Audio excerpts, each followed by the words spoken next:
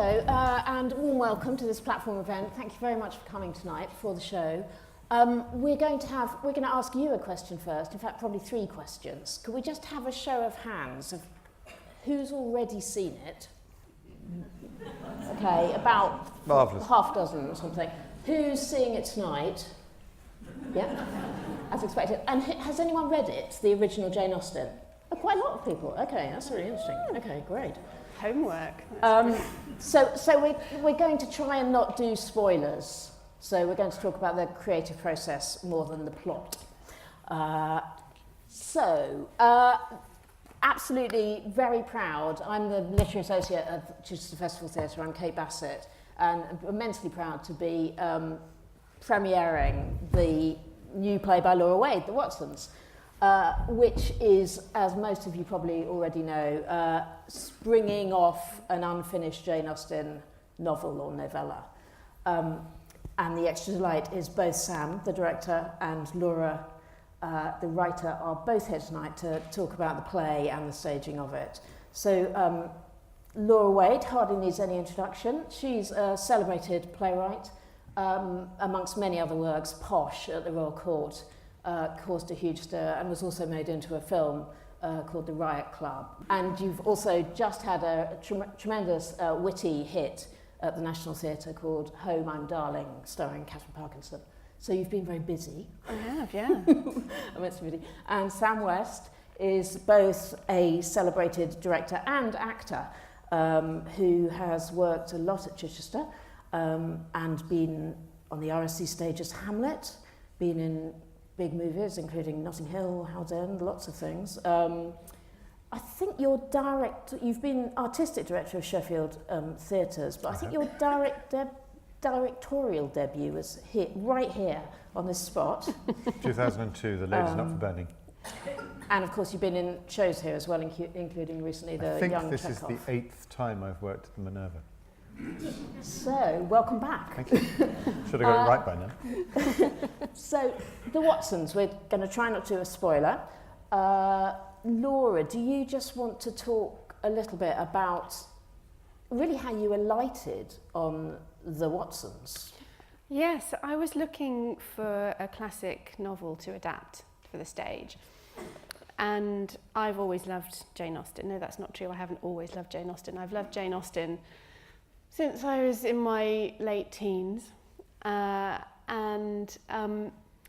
came upon this unfinished fragment that is basically, for those of you who don't know it, it's kind of the setup of a book, isn't it? It's probably no more than a fifth of the length of a novel, in which we meet all of these wonderful, delicious characters that have so much Jane Austeniness about them. And then it just gets to a certain point and she stops writing. And I was just left with this real feeling of wanting to know what happened to the characters next. And for me, that was an exciting jumping off point for making something, because with doing adaptations, I always think it's really useful if you have a really properly interesting or new or theatrical form or idea for the show, that it isn't just, let's do Pride and Prejudice but really quickly so that we can all go home for bedtime kind of thing. Artistically, I don't find that particularly exciting. Pride and Prejudice quickly. Pride and Prejudice and alacrity, I don't know. So this just felt like there was something more to do, really, for me. Mm-hmm. Obviously we're zipping it on what the more to do was because of the spoiler issue. Do you both want to talk a little bit about what you admire or what strikes you, either as just artistically fascinating or in a literary way fascinating, or indeed what continues to be resonant about Jane Austen generally or the Watsons? You know that quote in The Great Gatsby, the past is another country, people do things differently there? It's not true. The past is exactly the same. The past is the same country and people do things exactly the same. I think we read Jane Austen and we think, oh yeah, I met that person on the bus, didn't I? I know that. She's just like that person at work. They're pictures of place and character which are very specific. And that's one of the challenges of directing them, because they have to live and not just seem sort of old-fashioned. They have to be very specific. And the more specific you are about the tensions and the pressures of them in 1804, the more you feel for them in 2018. She's so completely accurate on her narrow canvas, so deep, even though she doesn't get to go very wide, that actually it feels quite Stanislavskian. The Watsons begins, for those of you who haven't read it, with a date and a time. Specifically, she says it's the 14th of October at a particular time, and Elizabeth and Emma are driving to a town which is called D-, which we think is Dorking, although it has bits of Reigate. So apologies if you see the play and go, that's not Dorking, that's clearly Reigate. But it's a small town, and so there's a clock tower, and there's a turnpike road, and there's an inn, and there's a ball, and there's not a ball, there's an assembly, which is not a ball. It's not by invitation, it's by subscription. So it's not posh, and it's in a pub called the White Hart. And so you suddenly think, okay, where exactly are we? Because it's obviously not really expensive. And suddenly you think, oh, the pressures of life in the firmly middle class, which we all kind of know now, are just so well known and so delicious. And she writes so carefully and so well about the things that she knows. And nothing's perfect, everything's human, everything's grey. Nobody's allowed to be just one thing, and those characters that you think you know and then surprise you. I'm very surprised as an English graduate who was in a rather good, I think, though I say so myself, adaptation of Persuasion about 20 years ago, playing Mr. Elliot on television, that I avoided Jane Austen for a long time. And I don't really know why I denied myself the pleasure. I feel rather foolish now. But doing things like this has really helped. I was also just going to add, when you're saying that about the squeeze on the middle classes, that's also rather fascinatingly true about Jane Austen's own upbringing, in that her father was a rector who was quite poorly paid. I think he was paid, I don't know, £200 a year or something. Yeah, it was. Really, he had two livings, quite a small amount. 100 and 110 pounds a year, and he managed to get them both at the same time. Yeah, but it was quite minimal, and they struggled. And when he died, his offspring really struggled. Which is exactly the situation that Emma Watson is in at the top of this play. Her father is a clergyman. He's about to die. He may be about to die, and they'll struggle if he does. Yeah. Yeah. Did you want to add anything about your fascination with or relevance of Jane Austen? Yeah, well, I think, I mean, I completely agree, Sam, the thing about she's absolutely, we recognise the people just like people now, but also there's that wonderful challenge to the reader of decoding the books. I think we've had a lot of fun with that in rehearsal, haven't we? And kind of what you working out, and people, you know, you go to the Jane Austen house and there are shelves of books on all of these, you know, money in Jane Austen and carriages in Jane Austen and all these just different kind of. There was a great day in rehearsal where we set all the cast a different task, didn't we, to go away and find out about different aspects. We sent Lawrence Ibon Williams, who plays Tom Musgrave, who's the cad. He had to do the carriages. Yeah, because he's got one. He's got a caracal. He's basically got a small sports car, which is a small. And he came back and he'd absolutely aced them. Yeah. He'd really done his homework. And then you see all these different layers in her work that, you know, when a modern writer writes about somebody that they drive a Volvo, and we have an idea of who they are from that. And it's exactly that same kind of thing. Yes. So for me, I really enjoy the challenge of kind of trying to unpick what everything is, and it's such a rich world, and the deeper you dig, the richer it goes. Yes, so for instance, Emma and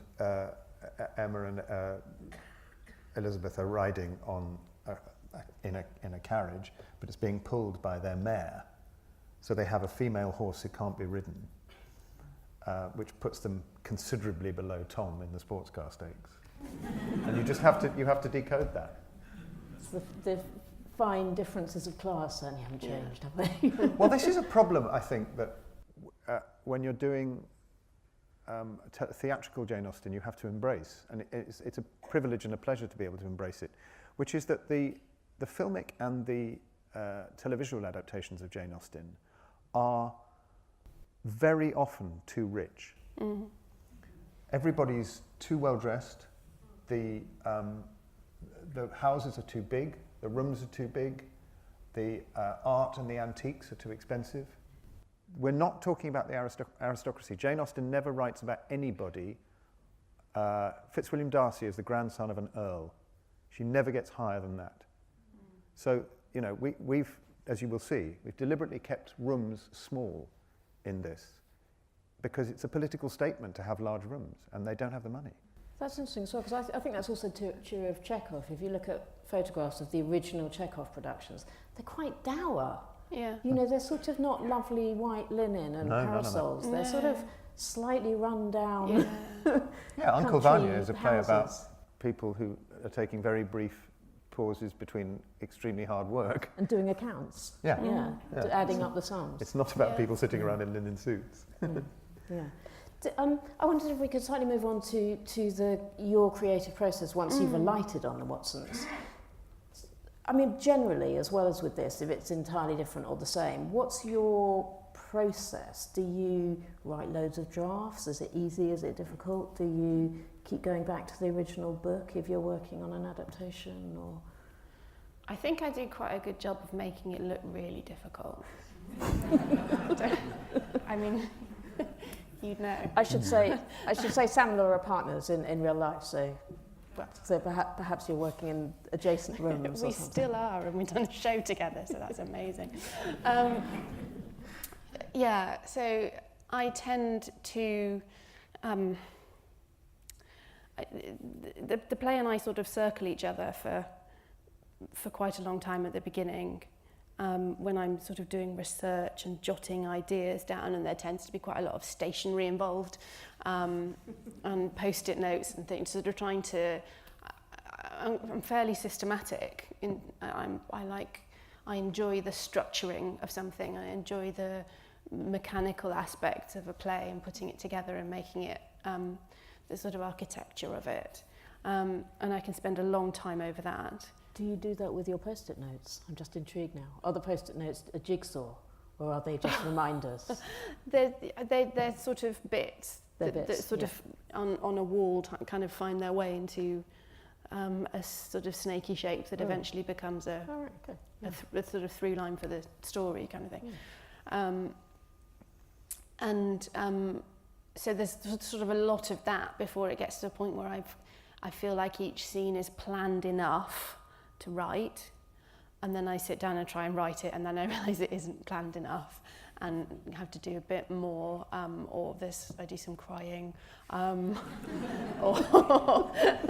I'm not even joking. And then I do a thing where I quite often write a really bad version, like a deliberately bad version of a scene to get myself out of a hole, and just let myself write just really poor writing, just like a rough kind it's of, really rough, yeah. And sort of soap opera reject style, just to sort of fill up the page, and sort of force myself to fill the page. And then go back to that and find what nuggets of usefulness there are in that, and then those go over onto it. So so eventually sort of excavating, and it can take years of kind of going from draft to draft before it's ready, really. And this one's been in process for, how long did we work out? Since I knew you, darling. 10 years, I think. Yeah. We were very blessed on this process to be visited by Professor Catherine Sutherland, who is at St Anne's College, Oxford, and professor of all sorts of things as well as English, including manuscripts, and looks after the manuscript of the Watsons at the Bodleian. And she talked about the manuscript of the Watsons being one where Jane Austen had made very few corrections, because the manuscripts of the published books, as I'm sure many people here know, don't exist. Why would they? The books have been published. There doesn't seem to be a sort of thing of, well, I'm Jane Austen, so I'm going to keep my papers so the Bodleian can have them. Because, of course, she wasn't Jane Austen. As you know, her gravestone doesn't make reference to the fact that she was a writer. It just says she was the daughter of a parson. So the changes on the Watsons' manuscript, written on tiny little bits of paper, are fascinating, partly because she hasn't thrown it away, because it hasn't been published, so it's obviously going to be useful. And a lot of the things, she wrote it in the middle of her life, and a lot of the things, including the name of the heroine, Emma, got reused. But the changes are mostly in the prose descriptions. The stuff that comes easily to her is the dialogue. And that's why Laura Wade is a really good adapter of Austen, because her dialogue is the best. And it also might be why you're not a novelist, because prose doesn't come as easily to you. It doesn't, no. It's not to say that you don't do it as well, but it doesn't come as easily. There's a beautiful scene in this play between the curate, the parson, Mr. Howard, and Emma when they go walking through the streets of Dorking, which we rehearsed this afternoon. And it's incredibly fluent, and it's totally not in the book. It's totally non-Austenian. It's all Laura Wade. And it fits so beautifully into the texture of the original that I guarantee you won't see the join. Although now I've told you that there is one. But it's a beautiful scene, and it's interesting that I think you and Jane Austen have the same gift for dialogue and the same ear for precision of character as through speech. Well, yeah, people as revealed. Yes, through, people yeah. as revealed through what they say. I think she'd have been a dramatist if she lived now. I think she would. I mean, we know that she used to write plays when she was a teenager. Like you did. Like I did, better probably. But I guess the theatre had a kind of different status at that time than it does now, and yes. And one of the things that we should mention is that Catherine Sutherland, the professor I mentioned just now, talks about, because this is an unfinished story and we have to finish it somehow, talks about the way Laura finishes this play as being one that draws its inspiration from teenage Jane Austen, where genres and conventions and expectations were turned on their head. So she has, in Jack and Sarah, her first teenage play, she has Jack die so that Sarah can inherit the fortune, which just doesn't happen. It's just not legally possible in 1780, whenever it is, 88 when she writes it. So it was very nice to get a sort of vote of confidence from the professor saying, yeah, Jane Austen would have liked this. You'll see what we mean. Yeah. And actually literary critics are quite fascinated by early Jane Austen when she's really young, she's almost a child and teenager. That she was quite, her writing was quite anarchic and satirical and mocking Gothic and other kind of genres and playing with plot and sort of exploding things really. In a way that's quite surprisingly radical. Because you think of it, in some ways it's rom-com, isn't it, when you get to things like Pride and Prejudice, and it ends in marriage and it ends in people marrying up the ladder ideally. But she had this kind of anarchic and quite, in a way, proto-feminist spirit, I think, because there's one where the women are incredibly strong in some of There's only one scene in any Jane Austen novel which doesn't have a woman in it. I discovered the other day. Isn't that amazing? Wow. That is amazing. It's in Mansfield Park. My next question, in a way, because when you were saying that, it takes a long time to write, and I think most people who write know how hard it is and how slow it is. How do you know, or do you not know, when it's finished, or is it never finished? I quite often need someone to tell me. I like deadlines that involve some people expecting to come to a theatre and watch something. So thank you. It was, thank you. It was, earlier this year, knowing that on the 3rd of November, some people were going to come to the theatre and want to look at the stage, and preferably there would be some actors on it saying some words. So that, for me, that's what it points towards, really. And the best drafts I do are the ones after a theatre has committed to doing the play, because that makes me... Because I will be emailing you. Yeah, exactly. That makes me really commit to it becomes real. Like there can be a feeling before that each draft you do is kind of an audition, and you're trying to please the artistic director or the literary manager or who you're writing for.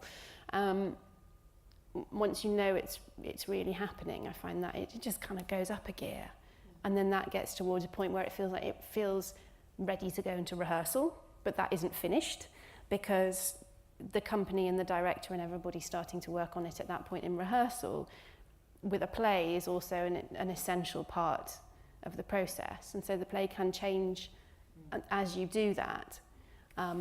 This one didn't change a great deal, but I've done plays before where scenes have come out, new scenes have gone in, things have changed order, because you work out things that you couldn't know by yourself at home sitting at your desk, that when you put actual bodies and people and actors have to be the characters kind of through the course of the play, and they'll tell you, my character does this in one scene and then suddenly I'm doing this and I've got no bridge to it, how do I make that happen? And you realise that something needs to be reworked. So all of that stuff, and then it's, by the time you bring the audience in, it sort of has to be ready, or as ready as it can be. Although the first preview of Enron in here, what was it, 9 years ago? I remember 2 quite long scenes that we only did once. First preview, which wasn't sold out, weirdly. Second preview was sold out. They didn't see those scenes, never did those scenes again. That was a very useful first preview. Do you remember? I do remember. I remember you found your prop teeth in the pocket of... Yes, prop teeth. No, sorry, boring. I have to say, though, that this thing about when a theatre wants to put on your play, you think, oh, right, I better finish it then. This, I think, is something Jane Austen would have recognised. There's a really good... I'm sure lots of you have been to Chawton, to her house and the museum. There's a framed picture on the wall of the estate that she left, which is all money from her published books. And just at the point where all the money she made as a woman was from her published writings, and we have evidence that she was very interested in being a published writer, in buying back the copyright for the things that hadn't been published, in seeing things into publication. And we sell different versions of Jane Austen according to our own politics, our own sexual politics, our own feminism, our own period. But I think we have overlooked the Jane Austen who wanted to make money and be a successful published writer in favour of the small town person who just wanted to write about marriage and romance. No, it's quite striking, isn't it, when you read that she bought back, someone hadn't bothered to publish something and she's bought it back. Yeah. And, it's like she's a businesswoman. And she's kept the Watsons because, who knows? Yeah. Unfinished business, Yeah. business Exactly. being the operative word. Yeah. I'm going to open it up to the house now for questions. So if you can put your hands up, I'll try and see you in the gloaming. And someone will bring a mic. There's a lady at the front there. We hear about writers and directors having a difficult relationship. How bad is it when you're partners? Do you want to take that, darling? I think we said when Chichester said this, they wanted to put this on, that if we were still talking at Christmas, it would be a triumph. I think I'm fairly proud of this, actually. I've really enjoyed it. Have you worked together before? No. I've worked on her plays before. Yeah, Sam's been acted in stuff. I'm briefly in the Riot Club, and I've done one of your shorter plays and 2 of your radio plays. But this is the first time I've directed your work, and well, obviously I love it. I've slightly been involved in the dramaturgy, in that I'm quite.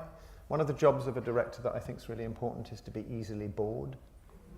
To be sometimes the most easily bored person in the room. It's a job that Rupert Gould, who directed Enron, is extremely good at and taught me slightly. And so I've often said with this play in a way that I couldn't often say to many people. I've directed a few new plays, but I couldn't always say to the writers, you know, do we need this, or I'm a bit bored now, or haven't we said this already? So that's been useful and fun. And I think the result is that we've actually ended up with quite a tight script. It's not very long. It's the first half's 50 minutes, the second half is an hour. So it's a 4-pinter, which is nice. We'll be down by 10, see you in the pub. And actually it hasn't changed very much either. No, well, it changed a lot in the draft that you and I worked on together this year, didn't it? I mean, you're so lucky we didn't do the script that existed this time last year, because it was 132 pages long. There's no need for that. I mean, nothing needs to be 132 pages long. And do you sit in on rehearsals, or do you come and go in rehearsals, or does it vary with what director you're working with? I tend to stay for the first couple of weeks while everything gets rehearsed for the first time.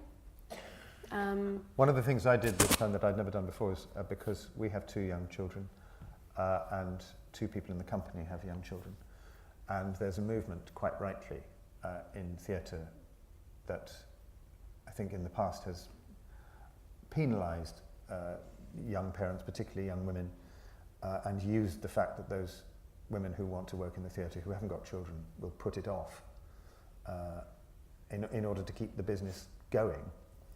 And that has to stop. So one of the things we did was timetable the whole rehearsal period.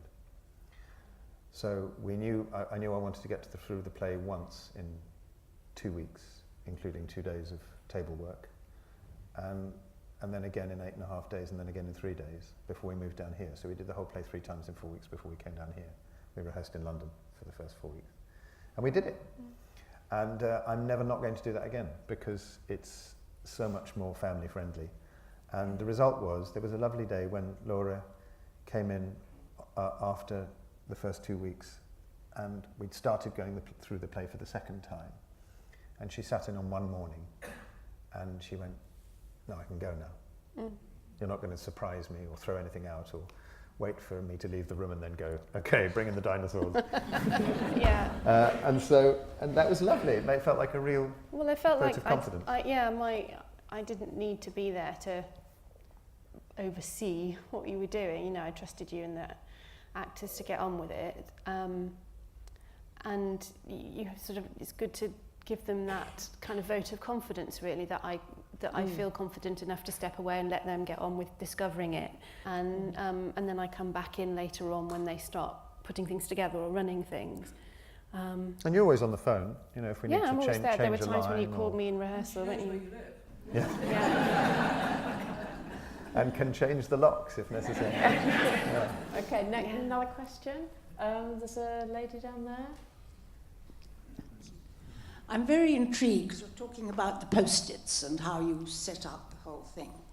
But I'm thinking about how in those days people talked differently. Mm-hmm. Did you try and speak in that way yourself to see whether it worked on your post-it or wherever?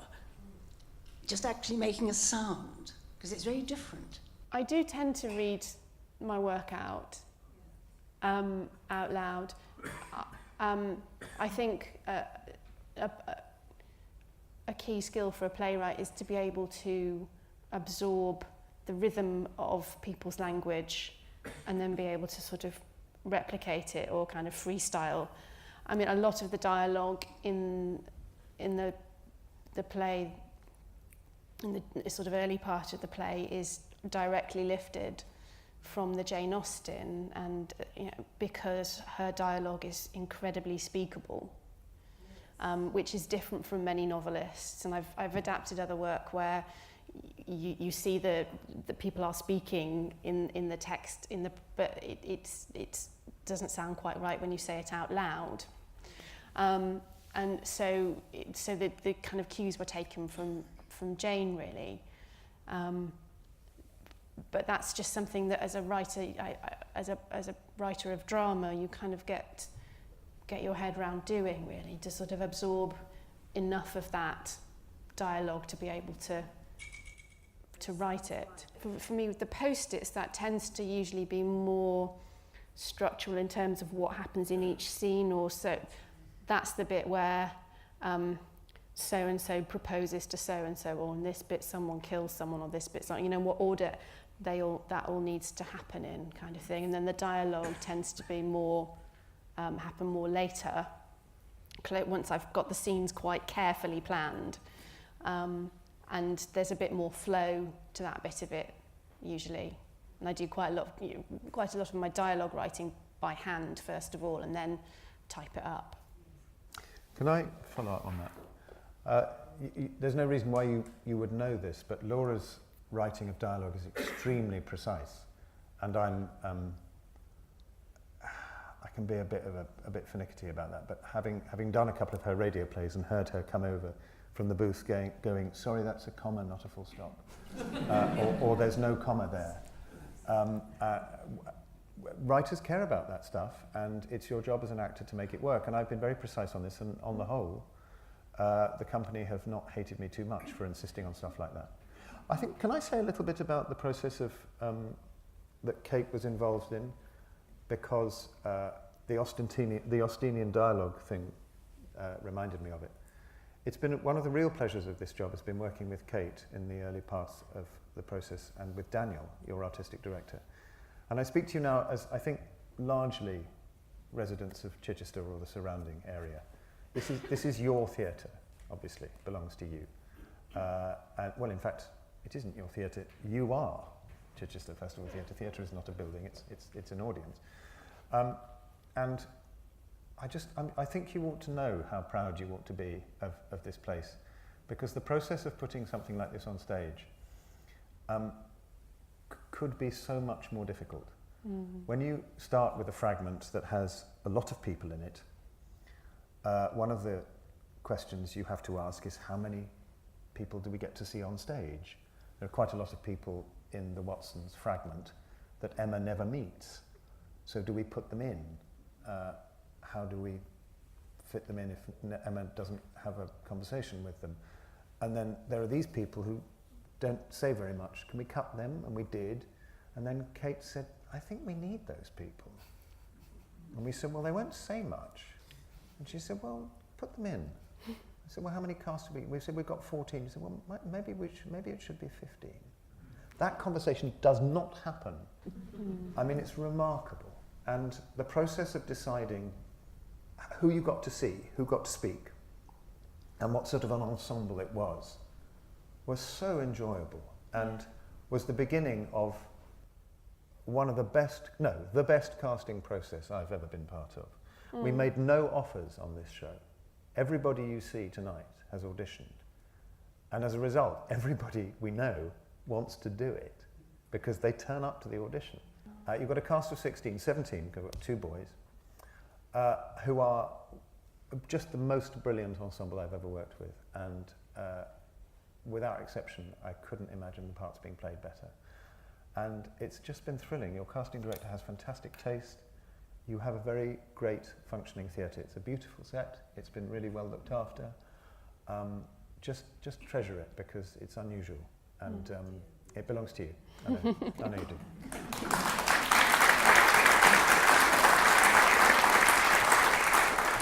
Thank you very much. Anyone? I just realised I haven't been looking around. Anyone got a question there? Okay. Yeah, the gentleman in the front row, second row back. Hi. You were talking about the casting. When you were writing, did you envisage anyone in particular? No, I don't very often. The play I just did in London, Home I'm Darling, I wrote for a specific actress to play the main part, who did play it, thankfully. But that was actually the first time that I'd written a part for a specific actor. And actually, when I'm writing, I don't really see particular actors playing people. I sort of see an imagined version of the character, which then shifts somehow when we cast someone who's an actual real person. I managed to sort of like transpose the face of the real person onto the character in my head, and that character can kind of go away because they've got a real face now.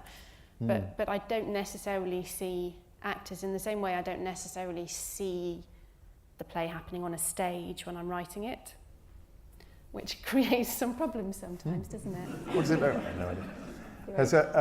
The other thing is that, what is the other thing? Yes, character-wise. Casting, characters. Should I come back to you? Yeah, go on. Back to it. There was a gentleman, I understand the concept that a composer can be commissioned to write a piece of music, or an author may get an advance on a book. How, as a playwright, do you actually get your income after all these years of work? Good question. Unfinished business. My again. enormous income. It tends to be that a theatre will commission you to write a play, and that, depending on the theatre, there's a level of detail. Some theatres will say, we just want you to write a play for us. It can be about anything. And you go off and you write it, and then you can hand it in to them, and they choose to do it or not do it. And then there are other fees that come after that, and there are royalties if it goes on. So that's usually the way it works for me. Some theatres will commission me on the back of a particular idea. So I'll go to them and say, I want to write a play about people who farm goats, I don't know what. And they go, okay, well, we've been looking for a goat farming play, that sounds great.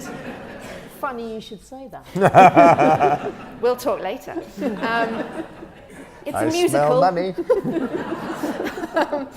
So then I go away and write my goat farming play and bring it back, and then you do it. With this, it was that I had this horrendous mess of a previous draft, and Daniel and Kate saw something in the concept of it, and took it on the basis of that, with the understanding that we would work on a better draft of it by the time we went into rehearsal. So that's usually how it works. Most playwrights supplement their theatre income with screen work as well, which is a bit better paid, but you have less control over. So there's sort of swings and roundabouts. I think it's often stage by stage. So, you will pay a certain amount for the first 2 drafts, and you will go, yes, we want to carry on, or not carry on, and you pay a bit more for the next chunk. I feel we ought to say that this country has lost about a third of its arts funding in the last 9 years. And this is why the profession has a problem with the class of its makers. That it's becoming much more a middle and upper class job, because people are only surviving in the business because they have independent money or second jobs or inherited wealth. And it's going to be a problem, because we need to hear stories from all parts of the country. So if you have any influence in that area, realise what a fantastically well funded and organised theatre you have here, but support them in other places and keep shouting. To avoid ending on too gloomy a note. Sorry. No, not at all. No, it's absolutely. That was actually true of me in my 20s as well. I actually switched between theatre and another industry because my dad couldn't pay my rent. Yeah. I just think this is an amazingly, I don't know how much it cost, it's an amazingly elegant set, and I think the production, as well as being witty and beautifully shaped, it looks beautiful as well. So I hope those of you who are coming to see it tonight enjoy it, and I hope those who've already seen it enjoyed that as well. Thank you very much for your excellent questions. Thank you very much for your wonderful answers, and enjoy it if you're seeing it tonight. Thank you.